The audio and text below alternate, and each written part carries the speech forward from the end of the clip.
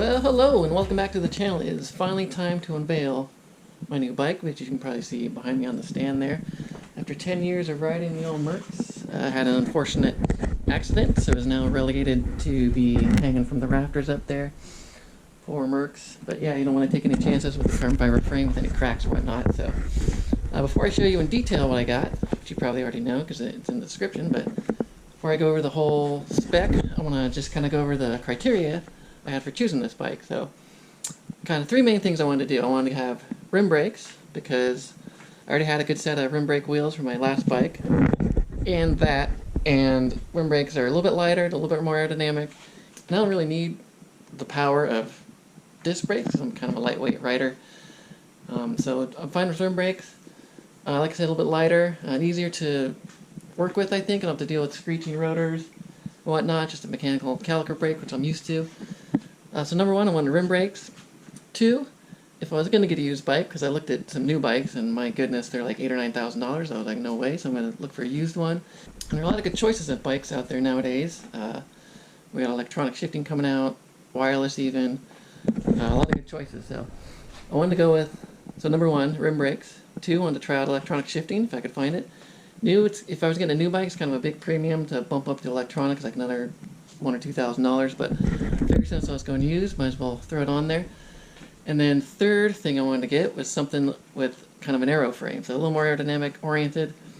I'm already a light enough rider, so climbing's not really a big deal, and if you're only saving 1 or 2 pounds on the bike frame, I didn't think that was really worth it. So, and my big drawback is, I can climb fine, but it's in the flats where I have issues, so I wanted to go with something a little more aerodynamic, try to keep up with the guys. So, those are my three criteria. Rim brakes, wanted to try electronic shifting, and looking for an aero bike. So I searched around, a lot of good choices out there, like I said. This one actually had the same color scheme as my last bike, which was kind of cool, black and red. You'll see it right back here. So let's check it out. So I ended up with a Cervelo S3. I think it says S, yeah, S3, there we go. So as you can see, it's kind of got an aero frame, a little bit thicker profile to the frame. You can even see back here there's some aerodynamic cutout for the back wheel to go in there. Got SRAM red electronic wireless eTap drivetrain, which is pretty dang cool. I got it today. I've got SRAM red shifters, of course, up here. SRAM red brakes. It's all SRAM red kit. But yeah, it's got black and red, kind of like the color scheme.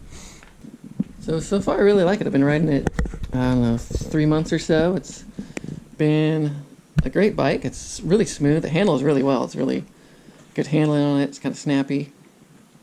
Climbs decent. It's a little bit heavier. I haven't weighed it yet, but it is a little bit heavier than my old bike. I don't know exactly how much, but you'll tell as soon as I mean, it's got thicker cross sections and everything, so that's a little extra material. It's going to add some weight. Oh, and it does have a Quarq power meter on it too, so that's kind of fun to have. You get to look at the power data. It's also got cadence, obviously. So power, cadence, electronic, wireless shifting. I mean, that's kind of top of the line stuff. I'm pretty excited about it. The SRAM red is pretty cool. I'm really impressed with it so far. One thing I really like is that I can basically stay in either trailer position in the front, and you can use the entire cassette on the back. I'm pretty impressed with it. There's no dragging or hitting the signs or noise or anything. So overall specs: Cervelo S3, SRAM red, components, eTap wireless electronic shifting drivetrain. It's got standard chain rings on the front, 3953, and I've got an 1128 cassette, 11-speed now on the back, which I think is a little overkill, but that's what we got nowadays. And the derailleurs being electronic, and the shifters too, obviously. The Garmin actually, which I don't have on here now, but the Garmin actually pairs with the shifters and the derailleurs. It's pretty interesting. It'll tell you the battery level. And even with the latest update, it'll tell you the battery level of each individual one on the readout. So that's kind of cool. So you don't forget to charge your batteries. And actually, I've been riding it for like 4 months already, and I've only charged the batteries one time. So they last quite a while. In fact, the ones up in the shifters here, there's a little button cell battery in each of the shifters to communicate with the derailleurs. Those last for months and months. These ones, depending on how much you ride, probably got to charge every 2 or 3 months. And it's the same battery too, so if the battery dies on the back and you just swap it out with the front one, vice versa. And for those of you who don't know about Surround Radio tab, there's a button on each derailleur. On the front is right there. The back one is right here. And those you can use to shift, so you don't have to go way up to the shifters to hit the button to shift. You can just put the button like if you're cleaning it or whatever. So you push it one time, it goes one direction. If you double click, it goes the other direction. For instance, if I click it once, can you see that shift? And if I double click, it goes the other way. And I'm double clicking, it goes the other way. And on the front one, kind of the same. I'll show you how it operates just so you can see. So if I push once, on this little button here, right up here, it goes all the way out. And you can see it goes over, and it comes back a little bit to get it set on the chainring, and it comes back to get the clearance. So I think that's pretty cool.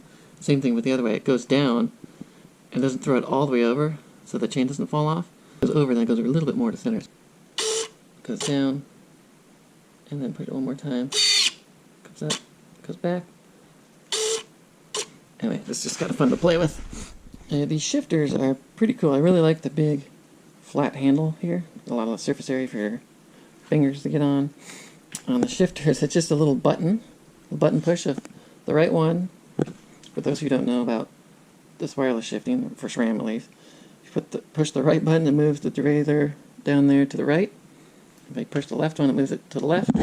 So for instance, it's got a nice solid click to it too. So I don't know if you can see the derailleur down there. Also, if I click it once on the right side here, clicks down to the right. And then if I click the left one, this button here, moves the other direction. Click, click. So it's pretty cool to be able to do that. Yeah, that's how the shifters work. Just super simple. Oh, and then for the front derailleur, you push both of the shift levers at the same time. So I'll hold them both at the same time. If you watch the front derailleur, shifts over. Do it one more time. So it goes back down. So right moves the derailleur to the right, rear derailleur. One left click moves the rear derailleur to the left. And both at the same time as the front derailleur. So it's kind of a cool trick system. Yeah, so there you go. Let me turn it around so you can see the size of the bottom bracket down here. It's just crazy how strong and beefy this area is here.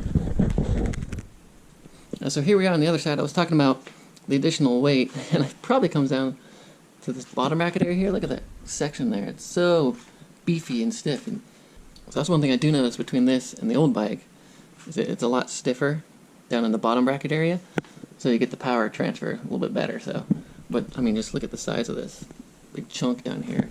That's where a little bit of the weight's coming from that, and the thicker cross section to make it more aero.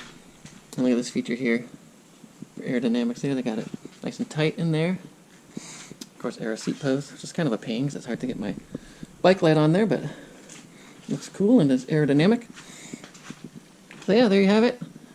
This is my new-ish. Actually, it's not new, it's a 2015. I don't know if I mentioned that earlier, but it's a 2015 Cervelo S3. So it's a few years old still, but I rode the last bike for 10 years. That's how many years we can get out of this one. This frame has internal cable routing, and obviously I have electronic shifting, so we don't need to use it. Whether it goes in here, and then out, there's a port on out here on this side, and over here. If you were using the mechanical shifting, you'd have the cable come out here and into your derailleur, so it's all hidden cables. So that is about it. One of the things I've done to it so far is I had to actually cut the seat tube down a little bit because it's a drop down, because this has this feature here where you couldn't go down any further, so I actually had to cut the seat tube a little bit. Then I needed to drop the seat for my height. And the other thing I did was lower the stem slightly. I lowered about that much. You can see how long it is. The previous rider probably was a little bit taller than me, so I had it up. And I actually want to go down a little bit further. I want to actually drop this all the way down. My first task is going to be cleaning up the cockpit a little bit here. I want to lower the stem down. I'm actually going to switch to my shock stop stem. I'll go over there how that works later on, but I want to drop this all the way down, and that's going to look kind of goofy, so I'm actually going to take the fork out, have the steer tube cut about 1 inch. It doesn't look so goofy sticking up that far. But the reason I'm not all the way down right now is because if you look over here, the front brake cable is already kind of hitting on the bottom of the stem. If you look closely, if this is going to get too long, it'll start pushing the brake out of alignment there. So I need to make this housing a little bit shorter. and I'll do that when I do the whole thing, because I got a few things I want to do. I want to change the stem, my shock stop, drop this all the way down, get the steer tube cut, which I could do myself, I guess, because I have a nice sharp hacksaw, but I don't have a jig to make it perfectly flush, so I'm going to take it to a shop, make sure it's done right. And then I also want to do, I'm going to get rid of the arm. I have a Garmin mount that just comes off of the bolts here, so I'll clean that up a little bit. And these little flip or blip or whatever buttons are for the electronic shifters. So if you're up on the tops, you can just hit your thumb to shift, but to me they kind of get in the way. I'm always trying to put my hands here sometimes, and I put my light over here and it gets in the way of the button, so I'm going to take these silly things off. I don't really need them. I mean, you're already right next to the shifters anyway, so just reach over here and click that instead of the button, so whatever. I'm going to get rid of those. Hopefully that's easy to do. I think I can, you can see there's a wire, it just plugs into the shifter and then communicates to the derailleur when you hit the button. But I don't need them, so I'm going to take those off. So that'll be the next video. We'll clean up the front cockpit a little bit. So yeah, stay tuned for that. And I hope to see you out there on the road. Alright, so yeah, that's the Cervelo S3. I'll be riding this one for a few years, maybe 10 years, who knows. Yeah, so I will see you out there. Enjoy your ride. Stay safe. Thanks for watching. I'll see you next time.